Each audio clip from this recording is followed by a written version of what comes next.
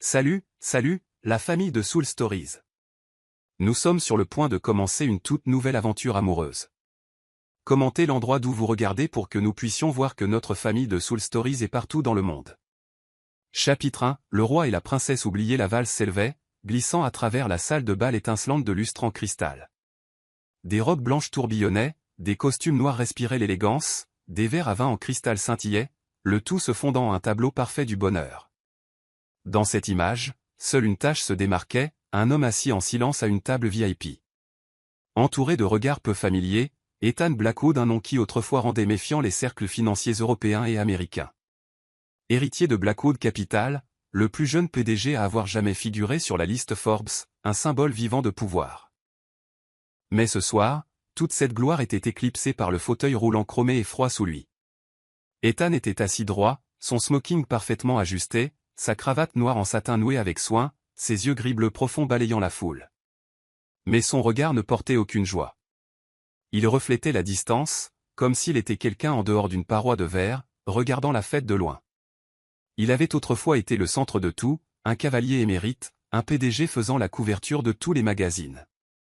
Mais depuis l'accident de voiture il y a 2 ans, tout s'était effondré. Sa colonne vertébrale était blessée, ses jambes à jamais insensibles. Sa fiancée, Clara, l'avait quitté juste après que le médecin ait annoncé qu'Ethan pourrait passer sa vie en fauteuil roulant.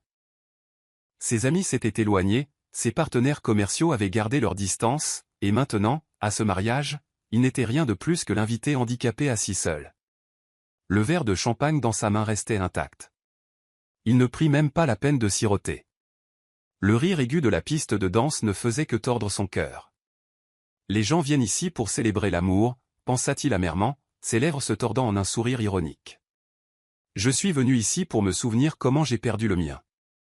Les souvenirs lui revinrent, la bague de fiançailles qu'il n'avait jamais pu offrir, Clara partant en pleurs, murmurant « Je ne peux pas vivre ce genre de vie ». La porte claqua. Il était resté seul, tout comme maintenant. La musique se transforma en une douce ballade, les couples se dirigeant vers la piste de danse. Même le vieil oncle prit la main de sa femme, les yeux pleins de tendresse, toutes les lumières brillaient sur eux, tandis que l'obscurité enveloppait Ethan. Il se pencha en arrière dans sa chaise, les paupières mi-closes. L'insécurité le tiraillait, autrefois fier, maintenant rien qu'un fardeau pour le monde. Et puis, il entendit un rire différent des autres. Non pas le rire retenu et élégant de l'élite, mais vif, sincère, le genre qui coupait à travers l'atmosphère gênante de la fête. Il ouvrit les yeux. À la dernière table, une jeune femme dans une simple robe bleue essayait de calmer un petit garçon agité. Le garçon mit une serviette sur sa tête, faisant semblant d'être un super-héros, puis éclata de rire. La mère riait avec lui au lieu d'être embarrassée. À cet instant, Ethan sentit ses épaules s'alléger de manière inattendue. Il ne réalisa pas que son regard s'était attardé sur elle si longtemps. Elle n'était pas éblouissante comme Clara, pas de maquillage lourd, pas de robe glamour, mais ce sourire, cette chaleur, fit soudain taire la pièce bruyante en lui. Pendant un instant fugace, il oublia qu'il était en fauteuil roulant.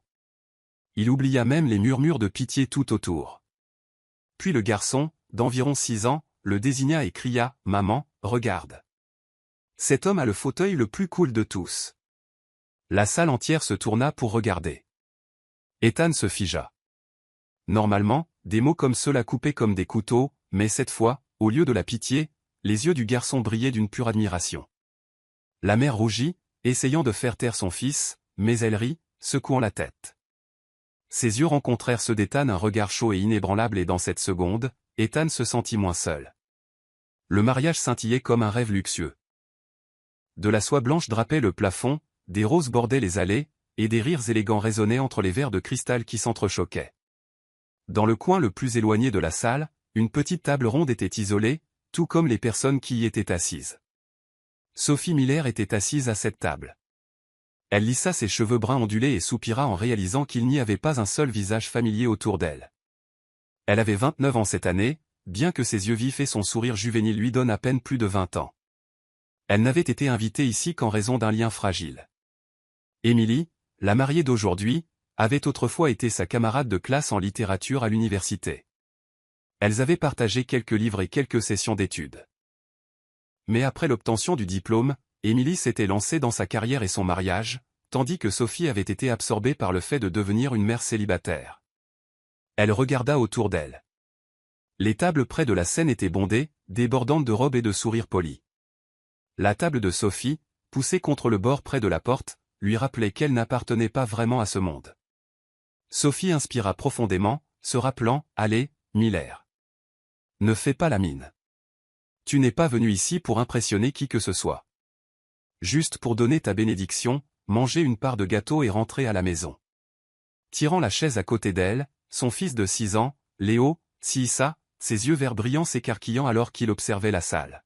« Ouah, maman, cet endroit ressemble à un film de conte de fées, et ce piano est énorme, comme celui dans la maison du Père Noël. » Sophie rit. « Oui, mais n'oublie pas de rester assis tranquillement. Nous sommes des invités, pas les vedettes du spectacle. » Léo posa son menton sur sa main et murmura, « Je pense que je pourrais être un super-héros secret. Je protégerai la mariée des méchants. » « Quel méchant ?» Sophie haussa un sourcil. « Ceux qui ne la laissent pas manger de gâteau de mariage, » répondit Léo avec sérieux, faisant éclater de rire Sophie, qui faillit s'étouffer avec son jus d'orange. C'était le charme de Sophie. La vie n'avait jamais été facile. Jongler avec de doubles quarts de travail dans un café, payer le loyer, s'occuper de Léo, mais elle avait conservé son espièglerie et son humour. Ses moments maladroits, ses blagues rapides et son sourire radieux étaient devenus une armure fragile contre l'adversité. Alors que Sophie était perdue dans ses pensées concernant les factures de service public du mois prochain, Léo laissa soudainement tomber sa cuillerée de crème glacée et désigna la section VIP. « Maman, regarde. Ce fauteuil est tellement cool. » Sophie leva les yeux. Au centre de la salle de bal éblouissante, où tout le monde pouvait voir, un homme était assis en silence dans un fauteuil roulant brillant. La lumière dorée se déversait sur des cheveux foncés soigneusement coupés.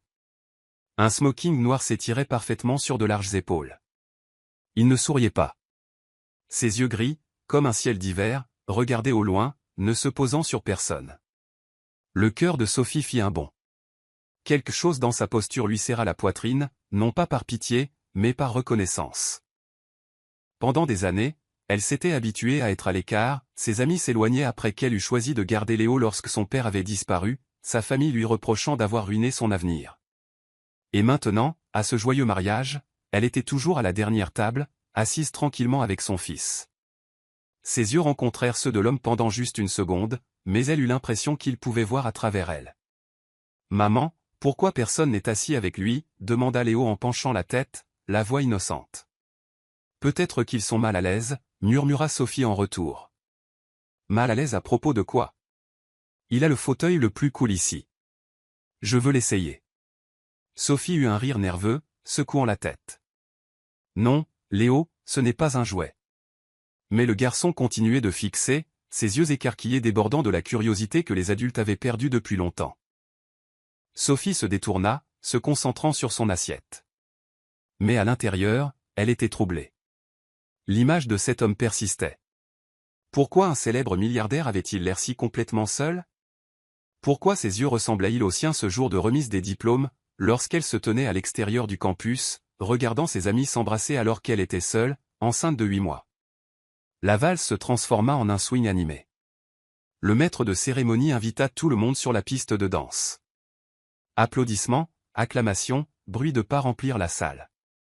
Partout brillait la joie, à l'exception de la dernière table et de la table VIP. Les deux restèrent silencieuses. Sophie regarda son fils. Léo applaudissait au rythme de la musique, mais son regard revenait sans cesse vers l'homme en fauteuil roulant.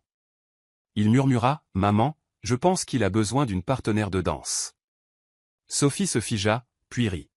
« Mon cœur, comment pourrait-il danser ?» Léo fronça le nez et murmura fermement, « Danser n'a pas besoin de jambes. Il faut juste quelqu'un qui veut danser avec toi. » L'innocence de ces mots ébranla le cœur de Sophie. Elle tourna la tête. L'homme était toujours immobile, les yeux mi-clos, comme si le monde n'avait pas de place pour lui. Une étrange impulsion monta en elle. Non pas de la pitié, mais une pensée espiègle, audacieuse. C'était Sophie, maladroite, mais toujours assez hardie pour faire ce que les autres ne feraient pas. Elle prit une gorgée de vin, sentant son visage s'échauffer. Son cœur s'emballa, comme si elle était sur le point de faire quelque chose de téméraire. Léo se pencha plus près et murmura, « Maman, je parie qu'il va sourire si tu lui parles. Sophie soupira, se mordant la lèvre. Une voix intérieure l'avertit, Miller, ne sois pas stupide. Qui est-il? Un étranger, un milliardaire, un homme en fauteuil roulant. Mais une autre voix murmura, plus forte, et alors? Un sourire ne coûte rien, et peut-être, juste peut-être, il pourrait sauver quelqu'un. Sophie cligna des yeux, regarda son fils, puis l'homme à nouveau. Dans cet instant fugace, elle savait une chose avec certitude. Le destin venait de la placer à l'intérieur de cette histoire. La musique se transforma en une tendre chanson d'amour, les lumières s'estompant pour éclairer la piste de danse. Les couples s'avancèrent main dans la main, les robes blanches tourbillonnaient dans les bras des smokings noirs, les rires heureux se mêlant aux notes persistantes des violons. À la table VIP, Ethan Blackwood restait immobile, son fauteuil roulant se démarquant parmi les rangées de chaises recouvertes de soie. Personne ne s'approchait. Il y avait des regards furtifs de loin, beaucoup de murmures, mais pas une seule personne n'osait s'approcher. Il y était habitué. Depuis 2 ans, le silence était sa seule compagnie lors des fêtes. Les gens venaient lui serrer la main, échanger quelques mots polis, puis s'éclipser rapidement, le laissant dans une solitude. Une pensée amère le frappa. Un PDG qui ne peut même pas trouver de partenaire de danse à son propre événement. Pathétique. Ethan prit une gorgée de champagne, l'amertume sur sa langue se mêlant à la douleur dans sa poitrine. Il se demanda s'il devait partir tôt. À la dernière table, Sophie Miller le regardait toujours. Son cœur s'emballait comme si une corde invisible la tirait vers cet homme. Elle n'était pas du genre impulsive, mais son côté joueur la poussait parfois à faire des choses que personne n'attendait. Surtout lorsque Léo, son petit garçon, pencha la tête et murmura, ses yeux pétillants, « Maman, je pense qu'il a besoin d'un ami. » « Pourquoi tu ne serais pas son ami ?» Sophie rit, secouant la tête. « Mon cœur, je ne le connais même pas. »« Mais est-ce que tu connais quelqu'un d'autre ici ?» demanda Léo innocemment. La question la prit au dépourvu. C'était vrai, dans cette pièce scintillante, elle était tout aussi seule que lui. Une pensée téméraire traversa son esprit. Avant qu'elle ne puisse trop réfléchir, Sophie posa son verre et prit une profonde inspiration. « Eh bien, un geste fou ne me tuera pas. » Elle se leva, traversant entre les tables, ses talons tapotant doucement le parquet. Des yeux curieux la suivirent, demandant silencieusement, « Qu'est-ce que cette fille de la dernière table est en train de faire ?» Ethan remarqua la femme qui s'approchait. Il haussa un sourcil. Des scénarios familiers lui traversaient l'esprit. Elle offrirait de la pitié ou suggérerait de l'aide. Il était fatigué des deux, mais Sophie s'arrêta devant lui, se pencha légèrement en avant et sourit. Ses yeux bruns pétillaient d'espièglerie. Puis, d'une voix douce mais ferme, elle demanda, « Voulez-vous être mon cavalier ce soir ?» La salle de bal entière sembla se taire. Ethan se figea. Il pensa qu'il avait mal entendu. Un cavalier? Une jeune femme simple lui demandait ça? Ici même, devant une foule qui le traitait comme une pièce de musée. Il regarda dans ses yeux, cherchant la pitié. Mais il n'y en avait aucune. Seulement un éclat sincère et un défi joueur. « Vous plaisantez, n'est-ce pas ?» murmura-t-il, la voix basse et rauque. Sophie gloussa, penchant la tête. « Peut-être. Mais si vous dites non, vous ruinerez la meilleure entrée que j'ai eue de toute la soirée. » Pendant un moment, le silence s'étira. Puis, l'impensable, Ethan rit. Le son était rauque, bas, maladroit. Comme s'il avait lui-même oublié qu'il en était encore capable. Combien de temps s'était écoulé? 6 mois? 1 an? Il ne s'en souvenait plus. La salle de bal semblait retenir son souffle. Des murmures éclatèrent. Qui est-elle? Oh mon Dieu, est-ce de la pitié? Mais avez-vous vu ça? Il a vraiment ri. Ethan posa son champagne et pressa sa paume contre le bord de la table. Une décision soudaine s'alluma en lui. Il leva les yeux, les lèvres se courbant légèrement. Très bien alors, mademoiselle. Sophie, répondit-elle rapidement, son sourire radieux. Sophie Miller. Et ce soir, vous êtes mon cavalier. Avant qu'il ne puisse protester, Sophie glissa son bras, posant naturellement sa main sur la coudoir de sa chaise. On y va? Les murmures se transformèrent en un rugissement. Des regards choqués et étonnés suivirent alors que la fille de la dernière table poussait le milliardaire hors de l'ombre et vers la piste de danse lumineuse. Ethan resta assis en silence, la laissant le guider. Pourtant, son rythme cardiaque avait changé. Non pas parce que les roues tournaient sous lui, mais parce que, pour la première fois depuis des mois, il ne se sentait plus seul. Il leva les yeux et capta le regard radieux de Sophie sous les lumières. Une petite étincelle trouva son chemin dans son cœur endurci. Peut-être que cette nuit ne serait pas comme les autres. La musique animée remplissait la salle, les lumières scintillant alors qu'elle tournait sur le parquet poli. Les couples se déplaçaient gracieusement au rythme, formant un cercle éblouissant. Et au milieu de tout cela, Sophie et Ethan dans son fauteuil roulant attiraient tous les regards de la pièce. Certaines personnes chuchotaient, quelques yeux semblaient apitoyés, d'autres curieux, voire moqueurs. Mais Sophie s'en fichait. Elle tenait la tête haute, son sourire radieux, ses mains fermes sur les poignées du fauteuil roulant, comme si c'était la chose la plus naturelle au monde. « Prêt, monsieur Blackwood » murmura-t-elle juste assez fort pour qu'il entende. Ethan haussa un sourcil. « Prêt ? À être regardé comme un animal en cage ? » « Non, gloussa Sophie, ses yeux pétillants. « Prêt à devenir la star de cette piste de danse. » Ethan secoua la tête avec un sourire faible et impuissant. Il ne savait pas pourquoi il la laissait l'entraîner dans cette folie. Mais une chose était certaine. Cela faisait très longtemps que son cœur n'avait pas battu aussi vite. La musique monta en puissance. Sophie fit soudain tourner son fauteuil roulant en cercle, comme une danseuse tourbillonnant sur le sol. Sa robe bleue s'évasa légèrement, et ses cheveux bruns brillèrent sous les lumières. La foule haleta. Ethan agrippa la coudoir, surpris. « Vous essayez de me transformer en voiture de course ? » ?»« Non, » taquina Sophie, souriant malicieusement. « Vous êtes mon partenaire. Et cette chaise est la meilleure paire de jambes ce soir. » Elle le poussa en avant, puis recula, tourbillonna à nouveau avec grâce. Ethan sentit son corps bouger en rythme, non pas passivement, mais comme faisant partie de la danse. La sensation était étrangère. Pendant des mois, il était resté assis immobile, regardant la vie depuis la touche. Mais maintenant, sous les mains de Sophie, il était à l'intérieur de la danse elle-même.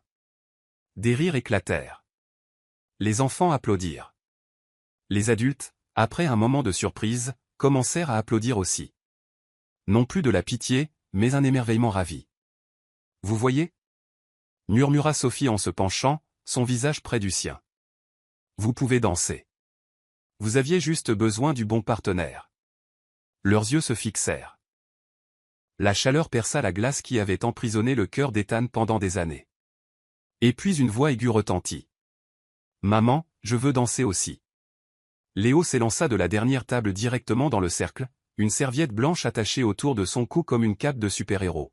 « Eh, monsieur, laissez-moi danser avec vous. » Ethan éclata d'un rire réel, plein, profond, secouant sa poitrine. « Et qu'est-ce que je suis censé faire, mon grand ? » « Facile, » annonça solennellement Léo en grimpant derrière la chaise, agrippant les poignets avec Sophie. « Je serai votre moteur supplémentaire. » La salle de bal éclata de rire. Sophie fit semblant de soupirer d'exaspération, mais ses yeux brillaient de joie. « Très bien alors, messieurs, montrons au monde comment nous pouvons danser. » Et ainsi, sous les lumières de cristal, une scène inoubliable se déroula. Un homme en fauteuil roulant, une jeune femme remplie de lumière, et un petit garçon vif de 6 ans transformant la piste de danse en leur scène. Sophie faisait tourner la chaise. Léo criait « Vroom, vroom » à plein poumon, et Ethan riait sans s'arrêter. Les applaudissements tonnèrent. Les acclamations montèrent. Les murmures de pitié se dissolurent, remplacés par l'admiration, par l'émerveillement. À ce moment, Ethan réalisa quelque chose. Sophie ne le regardait pas comme un homme handicapé, ni comme un PDG déchu, ni comme quelqu'un d'abandonné. Dans ses yeux, il n'était qu'un homme qui pouvait rire, qui pouvait vivre, qui pouvait apporter de la joie à un enfant.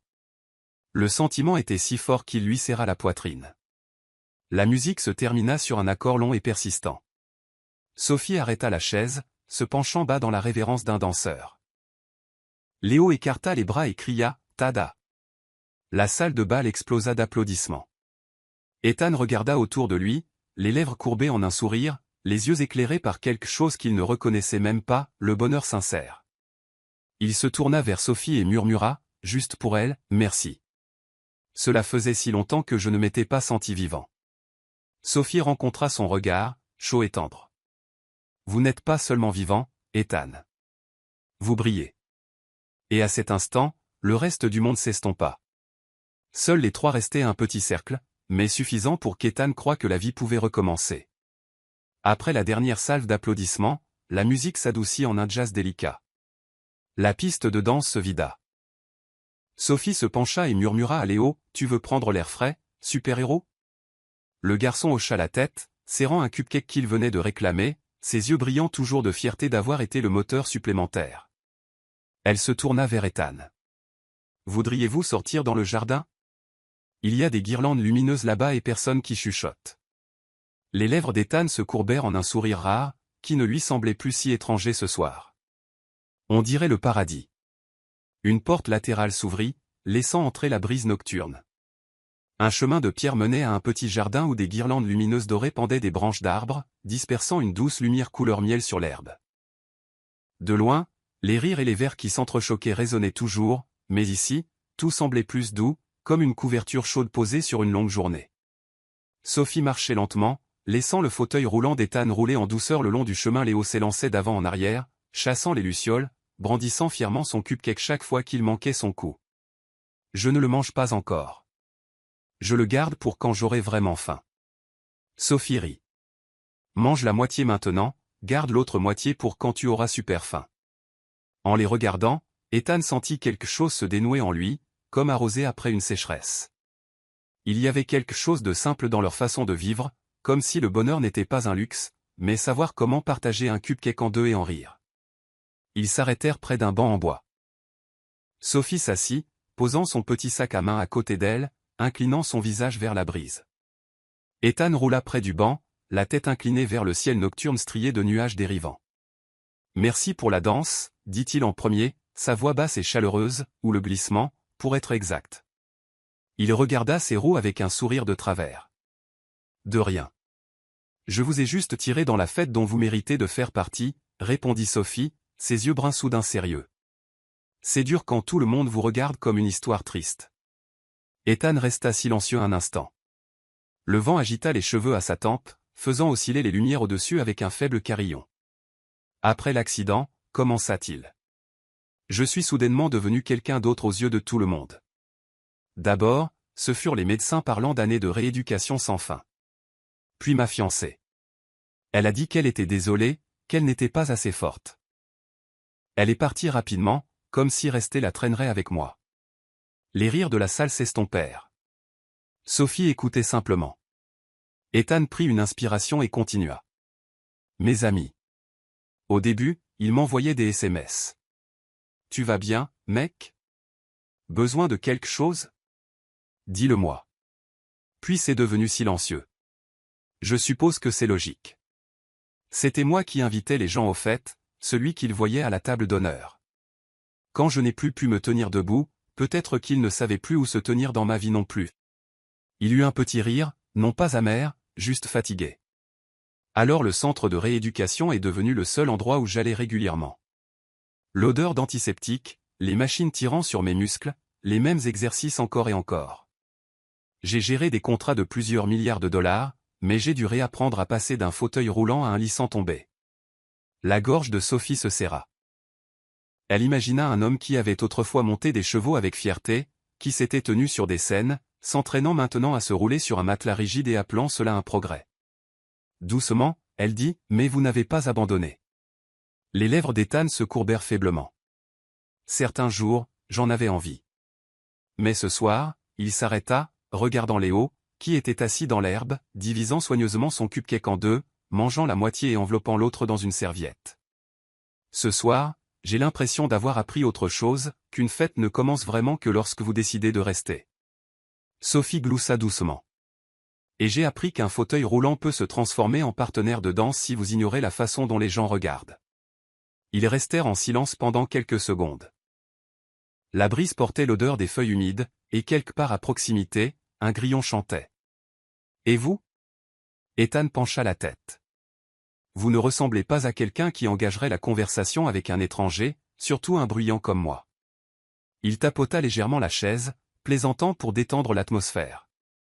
Sophie pressa ses lèvres l'une contre l'autre, ses mains se serrant et se desserrant sur ses genoux. J'ai été abandonnée aussi, dit-elle prudemment, choisissant chaque mot. Pas dans un accident.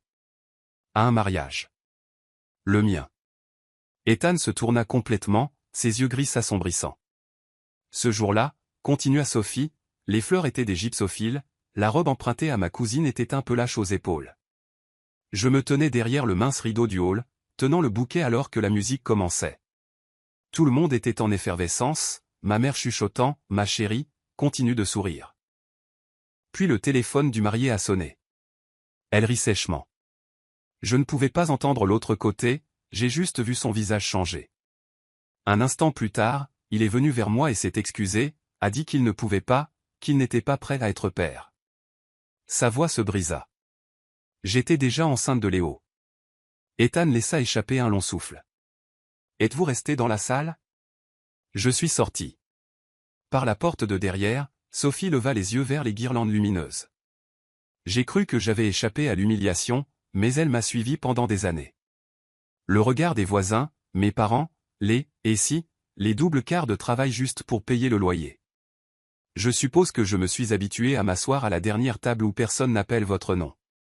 Elle regarda l'herbe, son sourire étrangement doux. C'est drôle, n'est-ce pas?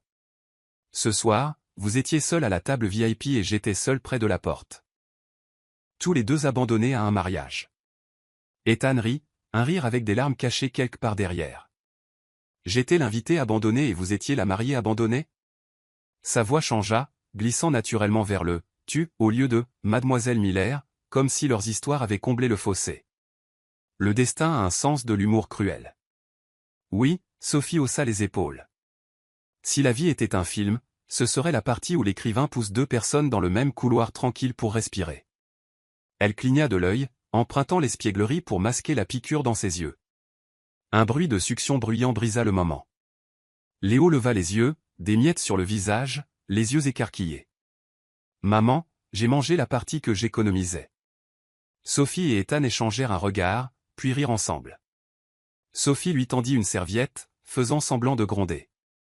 C'est bon. Quand nous aurons super faim, nous mangerons juste le vent. Quel goût a le vent? Demanda Léo curieusement. La liberté, répondit Ethan, faisant hocher la tête solennellement à Léo comme s'il comprenait parfaitement. Le moment de légèreté passa. Sophie se tourna vers Ethan, sa voix douce. Vous savez, je détestais les pièces avec trop de lumière vive. Elles rendaient chaque défaut magnifié. Mais ici, avec ces guirlandes lumineuses, je ne vois qu'un chemin assez éclairé pour continuer à marcher. Ethan toucha le bord de sa roue, ses doigts tremblant légèrement comme s'il frôlait quelque chose de fragile. Et moi, murmura-t-il, pour la première fois depuis 2 ans, je n'ai plus peur de rentrer à l'intérieur parce que maintenant je sais que quelqu'un me regardera et verra un homme, pas une tragédie. Sophie le regarda longuement, ses yeux s'adoucissant lentement. Je ne vous vois pas comme une tragédie, Ethan. Je vois un homme qui apprend à redéfinir ce que signifie se tenir debout. Que ce soit assis ou debout, cela vous appartient toujours. Une autre brise apporta l'odeur du jasmin. De l'intérieur, le maître de cérémonie appela tout le monde à la scène pour le lancer du bouquet. Léo bondit. Maman, allons attraper les fleurs pour Monsieur Ethan. La suggestion innocente fit rire les deux adultes. Bonne idée, dit Sophie en lui tapotant l'épaule. Mais je pense que Monsieur Ethan a besoin d'un autre type de fleurs. Quel genre? Demanda Léo. Ethan réfléchit un instant, puis dit, à moitié en plaisantant, à moitié sincèrement. Le genre que l'on ne lance pas. Le genre que l'on place dans la main de quelqu'un. Tous les trois se turent, laissant les mots reposer sous les lumières. Pas une promesse, pas un rêve, juste une possibilité. Et c'était assez de chaleur.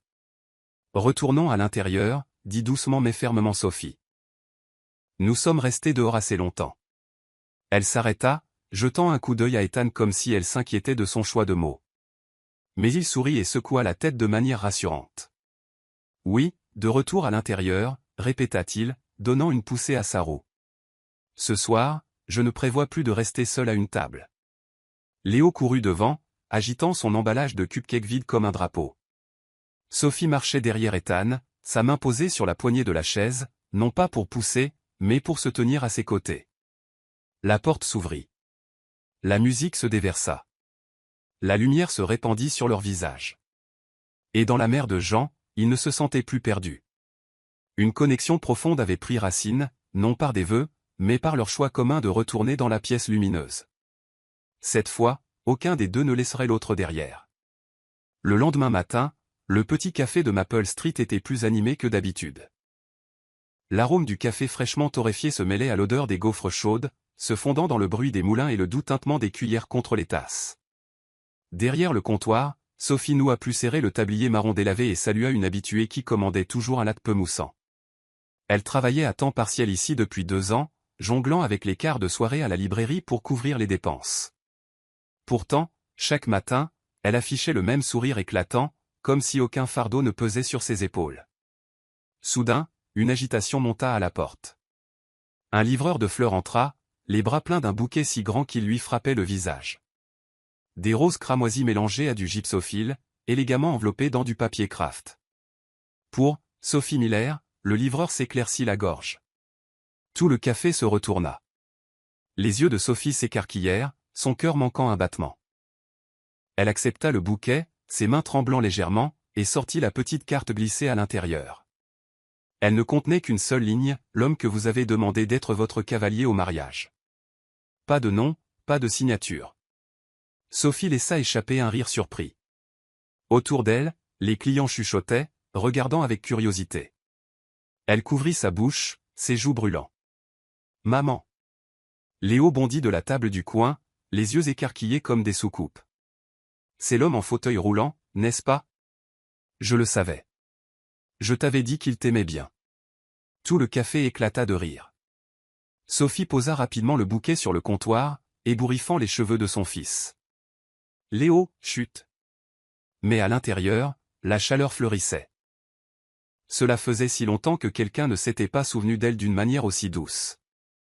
Cet après-midi-là, après la fin de son service, Sophie ne pouvait toujours pas s'empêcher de regarder le bouquet. Une collègue la taquina, « Alors, tu sors ce soir ?» Un milliardaire en fauteuil roulant, plus romantique que n'importe quelle série dramatique. Sophie rougit, mais finit par sortir son téléphone et tapa un message au numéro écrit sur la carte. « Je suis libre ce soir. Où voulez-vous aller, monsieur Blackwood ?»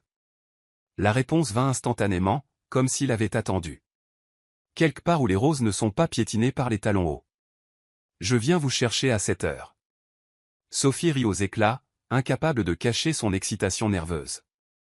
Le restaurant qu'Ethan choisit n'était pas un lieu haut de gamme scintillant, mais un petit endroit italien au bord de la rivière avec des tables en bois et des lumières de bougies dorées. Pas de paparazzi, pas de VIP. Juste l'odeur de la pizza en train de cuire et le grattement d'une guitare chaleureuse. Ethan était déjà à table lorsque Sophie arriva, vêtue d'un simple costume bleu marine. Le fauteuil roulant était toujours là, mais ce soir, son regard portait une sérénité plus calme. « Vous m'avez devancé », taquina Sophie en s'asseyant. « L'habitude de quelqu'un qui aime toujours avoir le contrôle », répondit Ethan, puis haussa un sourcil. « Mais je pense que j'ai perdu le contrôle depuis que j'ai accepté d'être votre cavalier. » Sophie rit. C'est une confession rapide. Il prit une gorgée de vin, faisant semblant d'être cool. Considérez cela comme une réunion d'affaires après les heures de bureau. « Oh, alors je devrais vous facturer des frais de consultation », cligna de l'œil Sophie. Ethan faillit s'étouffer avec son vin, le PDG froid, défait par son humour insouciant. Il toussa légèrement, puis ne put s'empêcher de rire. Léo s'assit à côté de sa mère, étudiant le menu avec des yeux sérieux. « Maman, ils ont des spaghettis aux boulettes de viande. Je veux ça. Mais je pense que monsieur Ethan devrait manger une pizza. La pizza, c'est plus facile à couper. Tu essaies de gérer son repas ? » taquina Sophie. « Non, je suis l'entremetteur, » dit Léo avec sérieux. « Si vous mangez tous les deux la même chose, vous vous harmonisez mieux. Alors c'est plus facile de tomber amoureux. » Ethan faillit s'étouffer à nouveau. Il regarda Sophie, la voyant rougir et rire en même temps, ses yeux pétillants. À cet instant, il ne vit pas seulement une mère célibataire fatiguée. Il vit une femme radieuse et captivante. Tout au long du dîner, Ethan essaya de garder son sang-froid, mais Sophie continuait de briser ses murs.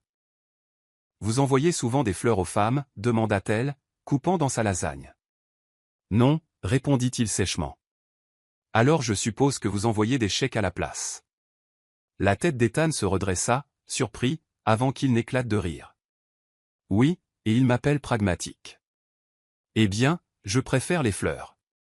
Elles sont moins chères, mais plus sincères, dit doucement Sophie. Il s'arrêta, puis admit tranquillement. Plus sincères. J'avais oublié ce que ça faisait.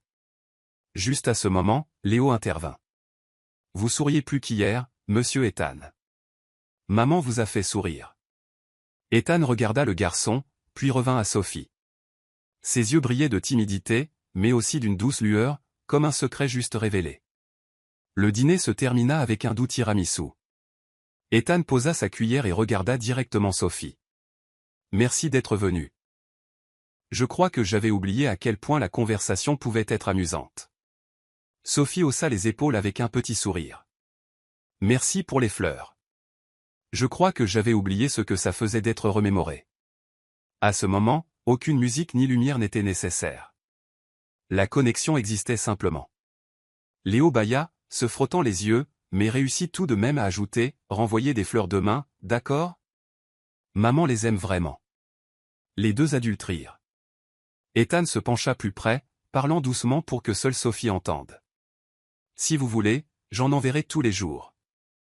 Sophie rencontra ses yeux, son cœur manquant un battement. Pour la première fois depuis des années, elle se sentait à nouveau comme une femme, pas seulement une mère célibataire. Chapitre 6, les murs se fit sur Family Soul Stories. Si vous regardez sur une autre chaîne, revenez chez nous, chez Soul Stories, où des dizaines de milliers de personnes écoutent et partagent ensemble. Ce matin-là, Ethan se réveilla dans son pantou silencieux. Une lumière pâle filtrait à travers les lourds rideaux, mais elle ne pouvait pas chasser la morosité qui planait au-dessus de lui. Son téléphone vibra sans cesse sur la table de nuit. C'était James, son assistant, d'un ton pressant. Monsieur Blackwood, la presse.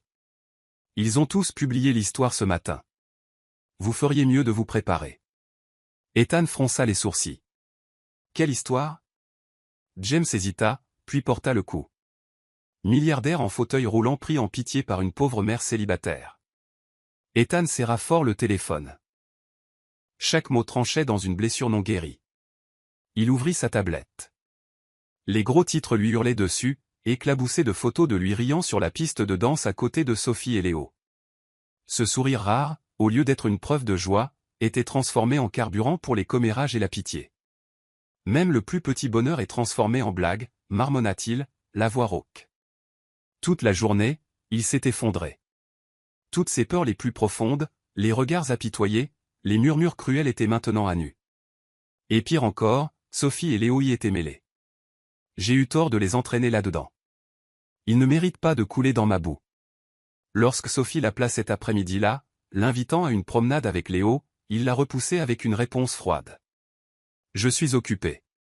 Je vous recontacterai. Sophie se figea. Elle entendit dans la distance de sa voix le même ton qu'elle avait méprisé chez ceux qui lui avaient tourné le dos. Cette nuit-là, Sophie n'en pouvait plus. Elle déposa Léo chez la voisine et se rendit directement aux pantous d'Ethan.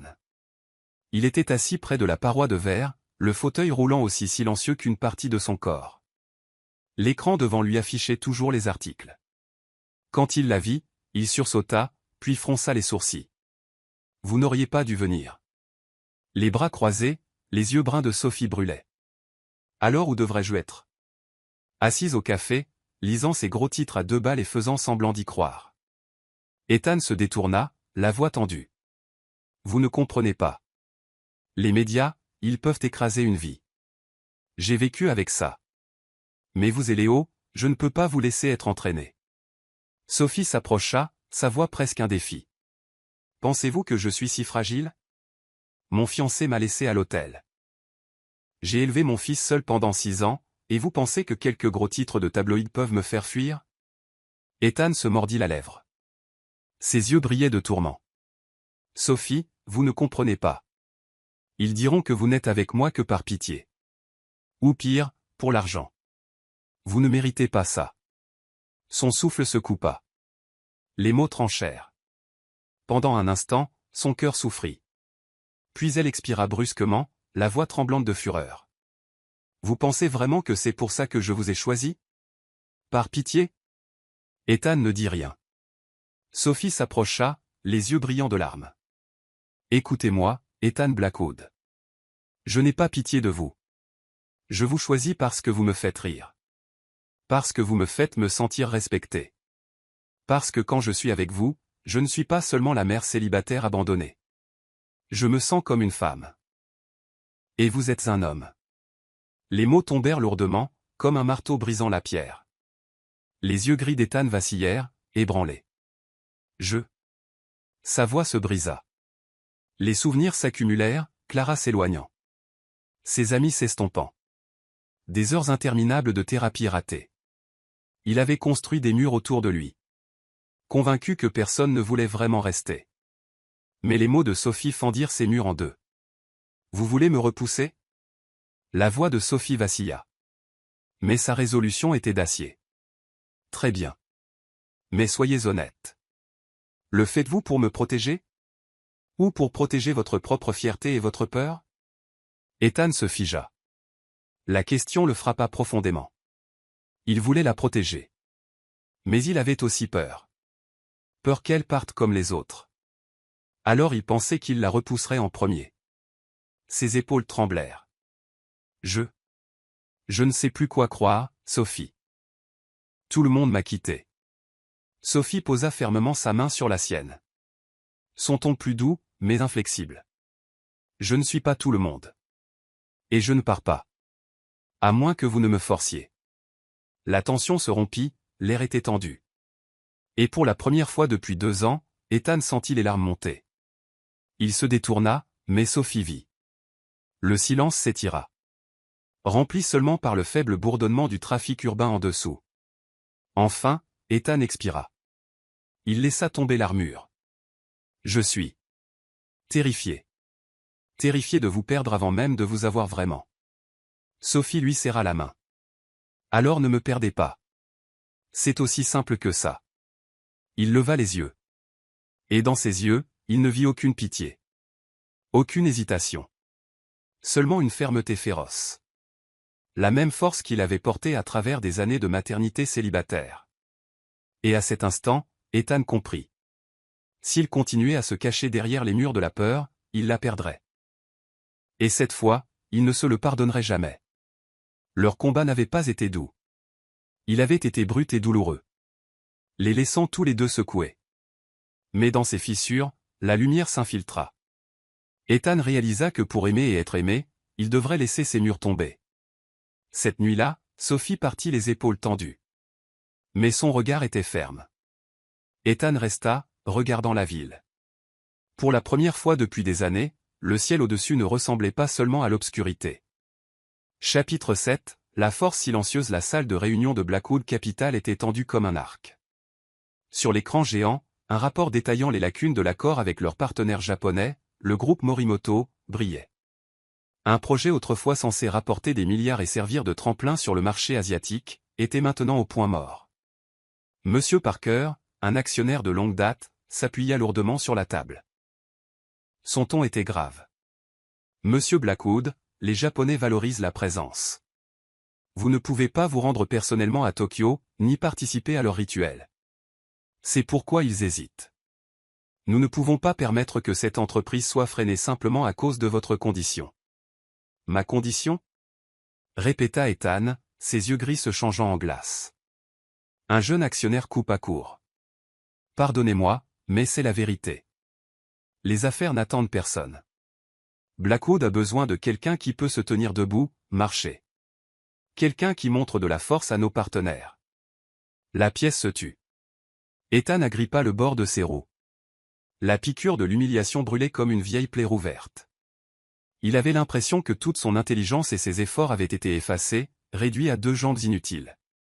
Puis James, son assistant, brisa le silence. La délégation Morimoto est actuellement à New York. Ils ont demandé un dîner privé avant de prendre leur décision finale. Tous les yeux se tournèrent vers Ethan. C'était sa dernière chance. Si cela échouait, le conseil aurait l'excuse parfaite pour exiger qu'il se retire. Ethan hocha la tête, sa voix ferme et basse. Je vais les rencontrer. Le restaurant japonais de Riverside dégageait l'élégance avec des tapis de tatami, un décor délicat et le faible parfum du thé vert. Ethan entra en fauteuil, Sophie à ses côtés dans une simple robe de couleur crème.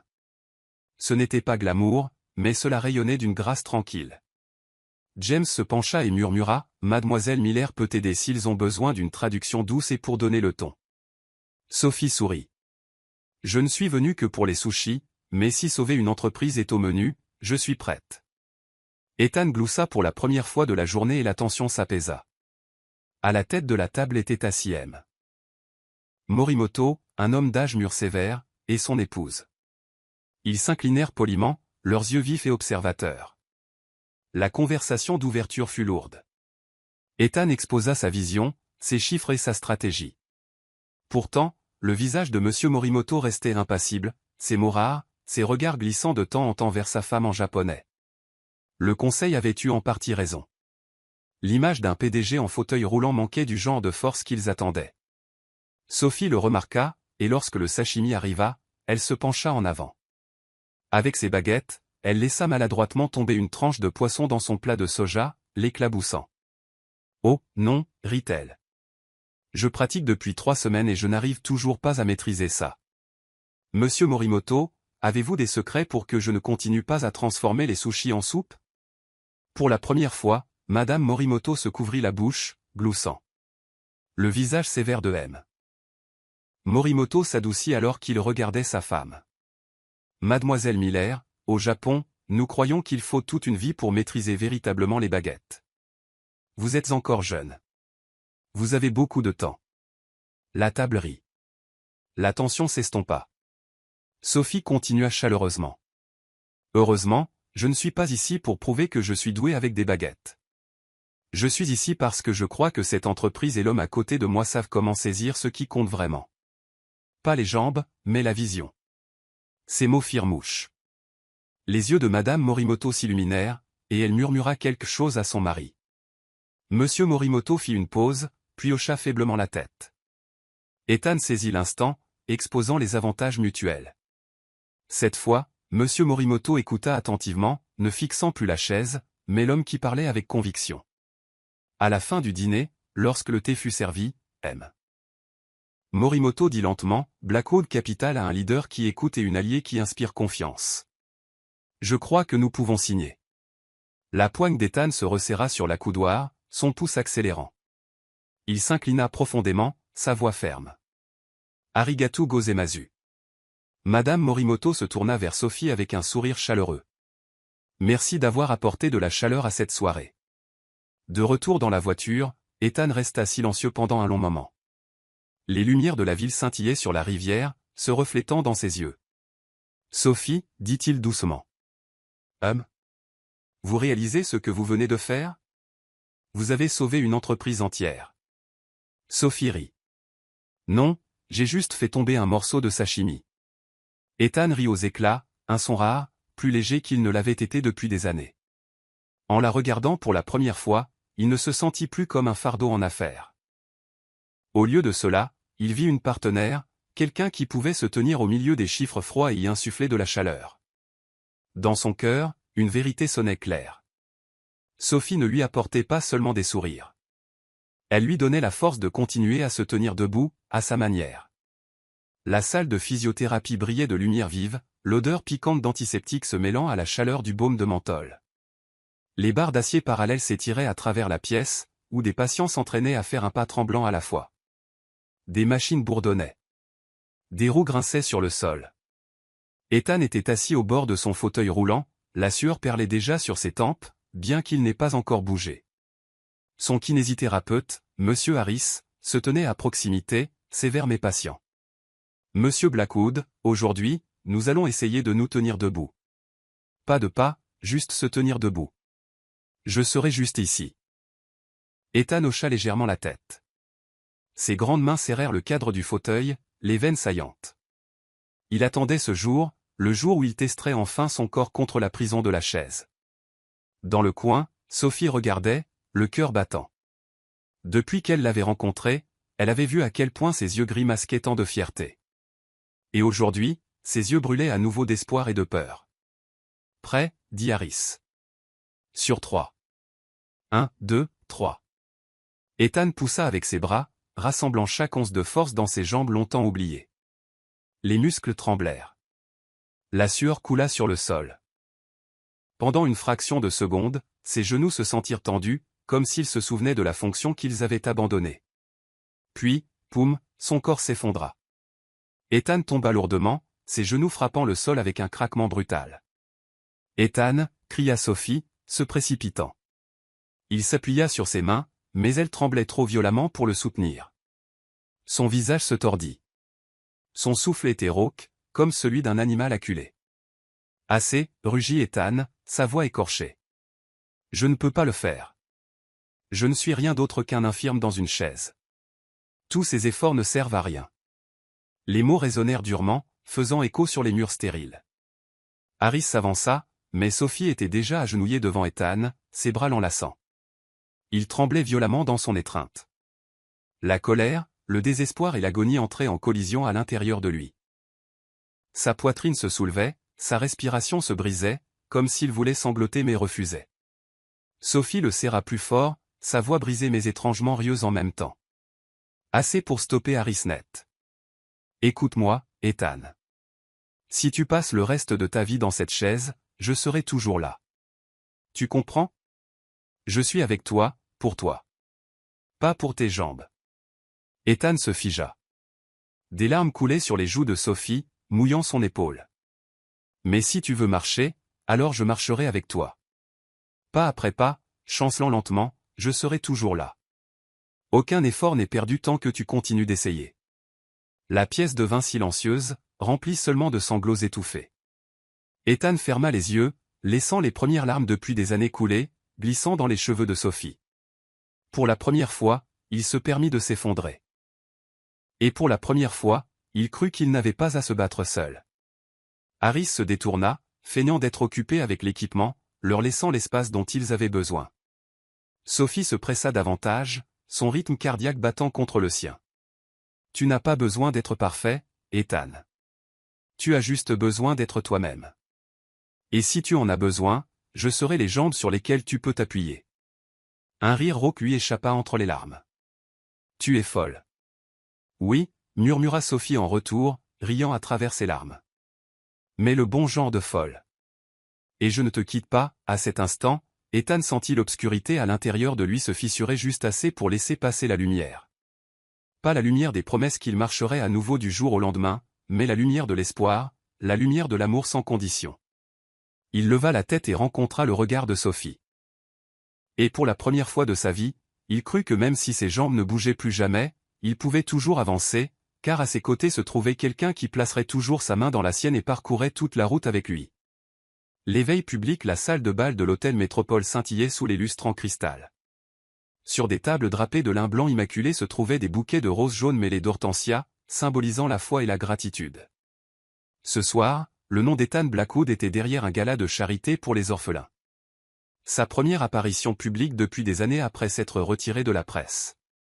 À une table près de la scène, Sophie serra doucement la main de son fils. Léo regarda autour de lui avec de grands yeux brillants, murmurant « Maman, tout le monde ici a l'air d'être dans un film. Je dois faire la révérence ou quelque chose ?» Sophie rit, redressant sa petite cravate. « Non, mon cœur. Souris juste. Ton sourire rend tout le monde heureux. » De l'autre côté de la pièce, Ethan roulait vers eux, son visage calme, bien que ses yeux trahissent une lueur de nervosité. Mais lorsqu'il vit Sophie et Léo, ses épaules se détendirent et le plus faible des sourires se dessina. « Vous êtes venus ?» dit-il doucement. « Bien sûr », répondit Sophie, ses yeux marron chauds et stables. « C'est ta soirée. » Sur scène, le projecteur brillait sur le pupitre en bois. Ethan s'approcha en fauteuil, et les murmures dans la salle de bal s'éteignirent. L'image d'un PDG en fauteuil roulant, autrefois matière à ridicule, suscitait maintenant silence et attente. « Merci à tous d'être ici », sa voix grave porta, ferme et claire. J'ai cru un jour que lorsque mes jambes ne pourraient plus me soutenir, je n'aurais plus rien à donner. Mais j'ai appris que nous pouvons toujours donner avec notre cœur, avec notre esprit et avec notre foi. Ce soir, je veux donner cette foi aux enfants qui n'ont jamais eu le choix de leurs circonstances. Les applaudissements retentirent. Les caméras flashèrent. Alors qu'Ethan continuait son discours, Léo, qui était resté assis sagement, bondit soudainement sur scène. Sophie halta, se leva d'un bond, mais avant qu'elle ne puisse l'arrêter, le garçon attrapa la main d'Ethan et tira le microphone jusqu'à son niveau. « Bonjour tout le monde. » La petite voix de Léo résonna, aiguë mais ferme. « Je suis Léo. Je suis venu ici avec maman et... » Il marqua une pause, se tourna vers Ethan, ses yeux scintillant d'émotion. « Avec papa pour aujourd'hui. » Toute la salle se figea. Puis une vague de rire et de doux halètements traversa l'assemblée, empreinte d'admiration. Les caméras crépitèrent par rafales, capturant l'enfant de 6 ans serrant le bras de l'homme en fauteuil roulant avec une innocence fière. Le cœur d'Ethan se serra. Pendant un instant, il ne put respirer. Personne ne l'avait jamais appelé papa auparavant. Et maintenant, de la bouche d'un enfant qu'il aimait déjà comme le sien. Cela ressemblait au mot le plus sacré du monde. Il se pencha, sa main reposant fermement sur la petite épaule de Léo. Sa voix se brisa, mais porta « Et je suis fier d'être ton papa. » Pas juste aujourd'hui. La salle de bal éclata en applaudissements. Sophie se précipita sur scène, soulevant Léo, les joues rouges de panique. « Léo, qu'est-ce que tu fais ?» Ce n'est pas, mais Ethan leva une main, l'arrêtant. Ses yeux se posèrent sur ceux de Sophie, inébranlables, pour la première fois sous l'éclat de centaines de lumières clignotantes. Il lui serra la main fermement. Sa voix résonna dans la salle, « Je veux que tout le monde ici sache que la famille n'est pas toujours écrite dans le sang. Parfois, c'est un choix. Et ce soir, je la choisis, elle et ce garçon, comme ma famille. » Pendant une seconde à couper le souffle, le silence régna. Puis toute la salle se leva, les applaudissements s'écrasant comme des vagues. Beaucoup essuyaient des larmes. Au premier rang, Madame Morimoto sourit, hochant la tête en signe d'approbation. Les caméras s'enflammèrent, saisissant l'image d'un milliardaire en fauteuil roulant, tenant la main d'une femme simple et de son enfant. Une image plus chaleureuse que n'importe quel discours. Plus tard, lorsque la foule se fut dispersée, Sophie s'assit avec Ethan dans un couloir tranquille, ses joues toujours brûlantes. « Tu viens de dire à toute une salle que Léo et moi sommes ta famille. Sais-tu ce que la presse va dire ?» Ethan se tourna vers elle avec un sourire, son expression sans défense, douce. « Laisse-les écrire. Pour une fois, je veux que la presse dise la vérité. » Sophie ne trouva pas les mots. Sous la lueur dorée des appliques, son visage ne portait plus son armure froide. Seulement de la chaleur, seulement de la paix. Léo posa sa tête sur l'épaule d'Ethan, les paupières lourdes. « Tu vois ? J'avais raison, papa. » Ethan gloussa doucement, pressant un baiser sur les cheveux ébouriffés du garçon. « Oui, papa est juste ici. » La demande sous les lumières. Le petit café de la rue Maple était plus radieux que jamais ce soir-là. Des guirlandes lumineuses dorées pendaient au plafond en bois, tandis que les tables et les chaises avaient été poussées de côté, laissant un grand espace ouvert au centre. Sur le bar, des bocaux de gypsophile blanc mélangés à des roses cramoisies libéraient un doux parfum. Sophie entra, légèrement surprise. Elle venait de terminer son service à la librairie et portait toujours sa simple robe bleu pâle. Le café semblait à la fois étrangement familier et bizarrement transformé. Son cœur s'emballa. « Maman, regarde !» Léo lui tira la main avec excitation. Il rayonna en apercevant un petit cercle de visages familiers, quelques collègues proches d'Ethan, même James, son assistant personnel. Tous souriaient en connaissance de cause, leurs yeux brillants comme s'ils étaient au courant d'un secret sur le point d'être révélé. Au milieu de la pièce se tenait Ethan, costume noir élégant, cheveux soigneusement peignés, et dans ses mains, un bouquet de fleurs éclatants. Il n'était pas le PDG froid de Blackwood Capital, ni l'homme solitaire à la table VIP qu'elle avait vu autrefois. Il était Ethan, l'homme qui était entré dans la vie de Sophie et l'avait illuminé. Lorsque leurs regards se croisèrent, Sophie retint son souffle. Elle savait que quelque chose allait arriver, mais rien ne pouvait la préparer à la vague d'émotions qui s'ensuivit. Ethan roula en avant, ses yeux gris acier se fixant sur les siens. Il tendit le bouquet, sa voix grave résonnant dans le café silencieux, rauque d'émotion. « La dernière fois que tu m'as invité à être ton cavalier à un mariage, ce soir, laisse-moi t'inviter à être ma partenaire pour la vie. » Le café tomba dans un silence stupéfait. Pendant un instant, Sophie ne put que rester là, ses mains tremblantes. Des larmes montèrent, brouillant sa vision. Son cœur se serra, puis éclata dans un bonheur qu'elle n'avait jamais connu. « Ethan » murmura-t-elle, sa voix se brisant. il la regarda, les yeux brillants, dépouillés de toute barrière. « Sophie, je ne sais pas jusqu'où je peux aller, mais je sais ceci, je veux passer le reste de ma vie avec toi et Léo. » Sophie éclata en sanglots, hochant la tête à plusieurs reprises, ses lèvres tremblant dans un sourire radieux. « Oui, oui, je le veux. » Le café éclata en applaudissements. James siffla. Les amis de Sophie s'étreignirent, les yeux brillants. Léo sauta en l'air, criant de toutes ses forces, « J'ai enfin un papa !» Des rires se mêlèrent aux larmes dans la pièce. Sophie serra son fils contre elle, puis se tourna pour serrer Ethan dans ses bras, ses épaules secouées par la joie. Ethan l'enveloppa dans ses bras, la tenant comme s'il n'allait jamais la laisser partir. À ce moment, il n'y avait pas de fauteuil roulant, pas de regard de pitié, seulement la famille qu'il avait choisie. Lorsque la foule leur donna de l'espace, Sophie s'agenouilla pour être à la hauteur de ses yeux. « As-tu la moindre idée à quel point tu viens de faire fondre mon cœur ?» Le sourire d'Ethan s'adoucit, son regard tendre. « Je sais. Et j'espère pouvoir le faire chaque jour, pour le reste de nos vies. » Sophie rit à travers ses larmes, pressant doucement son front contre le sien. C'est déjà fait. Personne dans le café ne savait qu'au-delà du bouquet et de la demande en mariage, Ethan gardait un secret bien à lui. Après des mois de thérapie, ses jambes commençaient à montrer des signes de progrès. Les tentatives pour se tenir debout, les chutes douloureuses, les larmes que Sophie avait recueillies sur son épaule, tout cela commençait à donner des résultats. Mais il ne dit pas un mot. Il voulait le garder pour un autre jour. Le jour de leur vrai mariage, le jour où il se lèverait, non seulement dans son cœur, mais devant tous les yeux. L'engagement debout, les cloches sonnèrent, claires et brillantes, résonnant à travers l'ancienne cathédrale. La lumière du soleil de l'après-midi filtrait à travers les vitraux, projetant un effet d'arc-en-ciel chatoyant sur l'allée. Tout le monde se tourna, silencieux, lorsque la mariée apparut. Sophie entra, sa robe de mariée simple, sans paillettes, mais d'une radiance incommensurable. Son sourire brillait comme une lumière guide.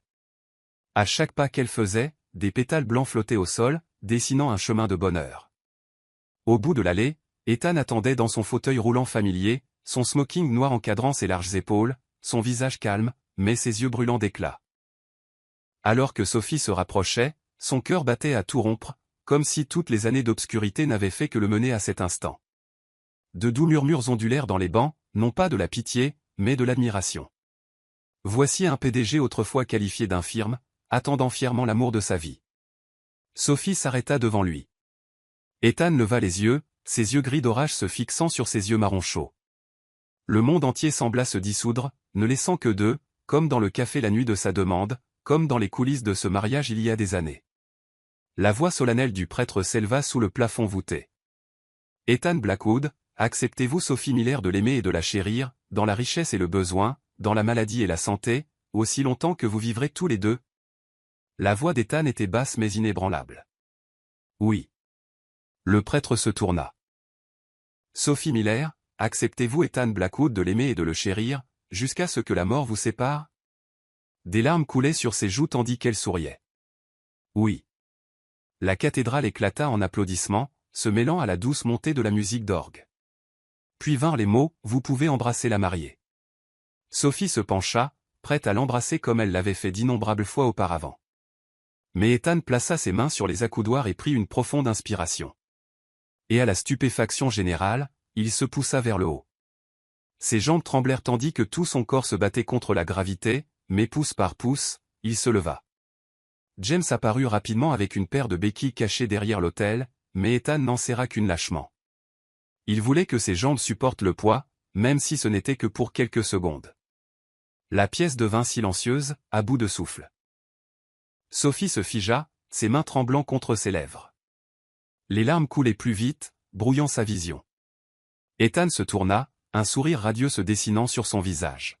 « Je veux que tu aies un souvenir que tu n'oublieras jamais, l'instant où ton mari s'est levé pour t'embrasser. » Et puis, pour la première fois depuis l'accident, ses jambes tinrent bon alors qu'il se penchait et pressait le baiser le plus sacré sur les lèvres de Sophie. La cathédrale explosa d'applaudissements et de hurrahs. Les caméras flashèrent comme des feux d'artifice. Léo sauta et cria, sa voix résonnant jusqu'au comble, « Papa est debout. Papa est un super-héros. » Rires et larmes s'entremêlèrent, créant la plus belle musique d'amour. La réception éclata ensuite, baignés de lumière et de feux d'artifice. Alors que la première danse commençait, Ethan tenait toujours les béquilles, mais la main de Sophie serrait la sienne, et Léo s'accrochait à sa jambe, les tirant tous les trois ensemble sur la piste de danse. Les invités acclamèrent en regardant, une famille de 3 mains dans la main, se balançant sous les lumières dorées. Ethan se tenait debout, pas parfaitement, pas pour toujours, mais suffisamment pour tenir Sophie et Léo dans la même étreinte. Sophie leva le visage, les larmes se mêlant à son sourire. Ethan se pencha et murmura à son oreille, « Merci de m'avoir fait me lever, non seulement avec mes jambes, mais avec mon cœur. » Elle lui serra fort la main. « Et je marcherai avec toi. » Chaque pas, Léo leva les yeux, innocent et féroce. « On est une équipe pour toujours. » La musique monta, les feux d'artifice éclatèrent à l'extérieur des fenêtres de la cathédrale, inondant la salle de lumière radiante. Au milieu des acclamations et des applaudissements sans fin, la petite famille se serra fort, 3 morceaux qui se sentaient autrefois brisés, maintenant enfin un tout parfait.